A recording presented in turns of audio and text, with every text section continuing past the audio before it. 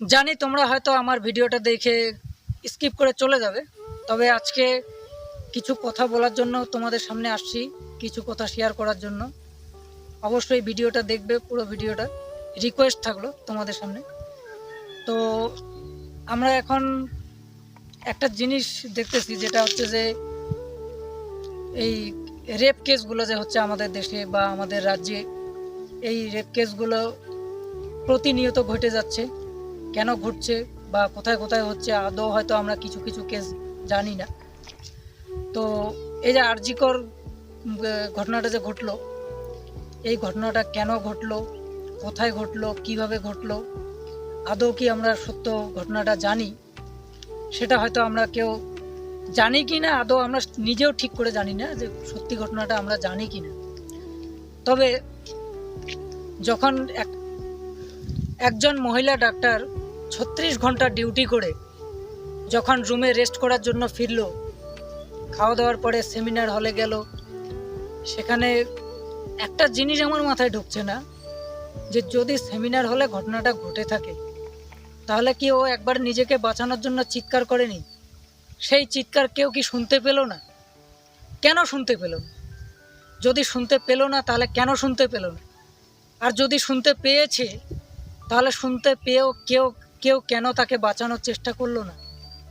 কেন বাঁচানোর চেষ্টা করলো না? এই ঘটনাটা আদৌ কি সেমিনার হলে ঘটেছে? তাহলে আমরা অরিজিনাল রিপোর্টটা কি আজও জানতে পারলাম? আমার মনে হয় আমরা সত্যি ঘটনাটা এখনো জানতে পারি নাই। এবার একটা প্রশ্ন এখানে আসতেই পারে, সেমিনার হলে যখন ঘটনাটা ঘটলো, তাহলে কেউ কেন বাঁচানোর চেষ্টা করলো না তাকে? কেন বাঁচাতে আসলো না? আর একটা জিনিস মাথায় ঢুকছে না, যে যখন সেমিনার হলে ঘটনাটা ঘটলো, তাকে মার্ডার করা হলো, যখন তার ডেড বডি খুঁজে পাওয়া গেল সেমিনার হলে, তারপরে পুলিশ যখন তদন্ত করলো, পুলিশ সঠিক তদন্ত কি শুরু করেছিল?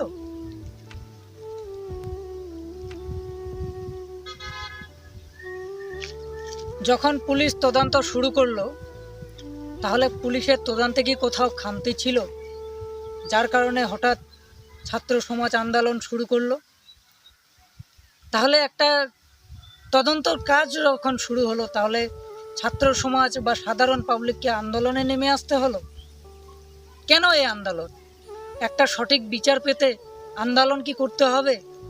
কেন পারে না আমাদের রাজ্যের সরকার, দেশের সরকার এই ন্যায্য বিচারটা পাইয়ে দেওয়ার জন্য?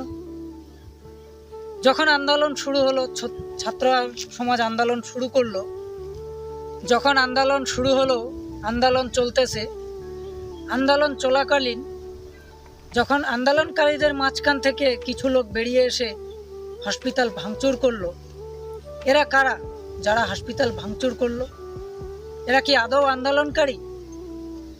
তো এখানে প্রশ্ন একটাই, যে যারা ভাঙচুর করলো এরা কারা? যদি তদন্ত করা যায়, হতে পারে এটা কোনো রাজনৈতিক দলের কোনো চক্রান্ত নয় তো? এটা রাজনৈতিক দলের কোনো চক্রান্ত নয় তো? যদি এটা চক্রান্ত হয়ে থাকে, তাহলে আমি বলতে চাইব, এইটা একটা মর্মান্তিক ঘটনা।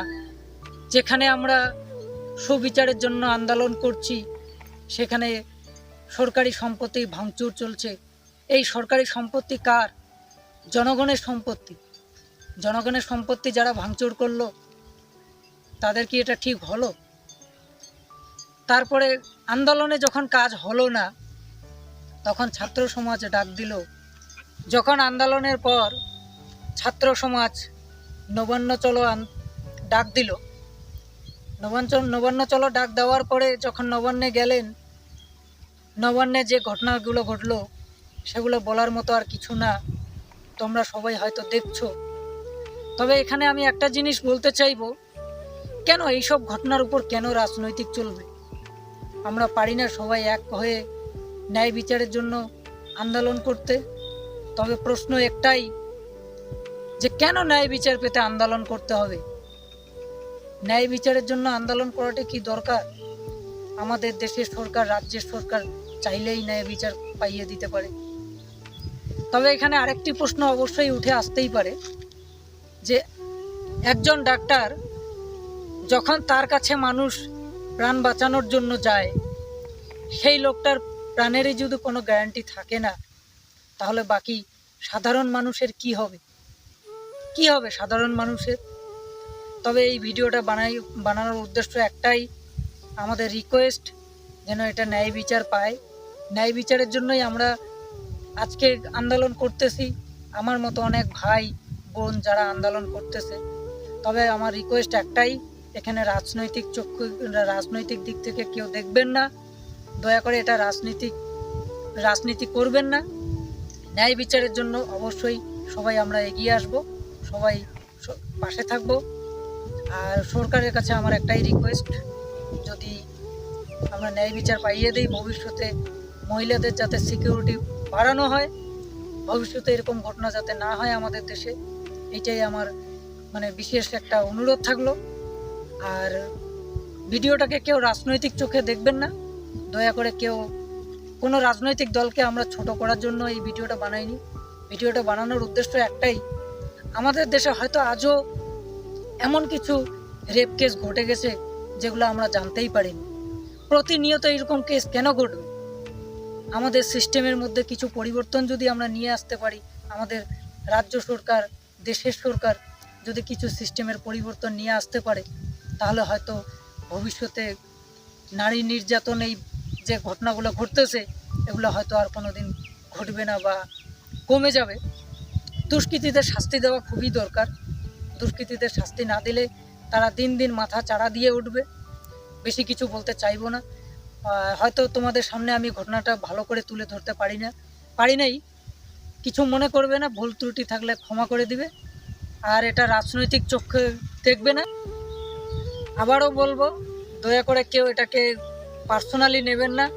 কোনো রাজনৈতিক দলকে আমরা ছোট করার জন্য এই ভিডিওটা বানাইনি। তো আমার একটাই রিকোয়েস্ট আবার বারবার থাকবে, আমাদের ইমিডিয়েট সিস্টেম পরিবর্তন করা দরকার, যাতে দুষ্কৃতীদের শাস্তি দেওয়া যায়, ভবিষ্যতে এরকম ঘটনা না ঘটে। আর এই ঘটনাটাকে নিয়ে বলার মতো মুখে কোনো ভাষা আসছে না, তাই হয়তো সঠিকভাবে বলতে পারিনি। খুবই দুঃখিত যে আমাদের দেশের একটা ডাক্তার আমরা হারিয়ে ফেললাম, তাকে আর কোনো দিন পাবো না। তবে নেক্সট টাইম যাতে এরকম ঘটনা না ঘটে, এটাই রিকোয়েস্ট থাকলো। এখানে আমি ভিডিওটা শেষ করলাম। দয়া করে কেউ খারাপ মন্তব্য করবেন না। জয় হিন্দ, জয় ভারত।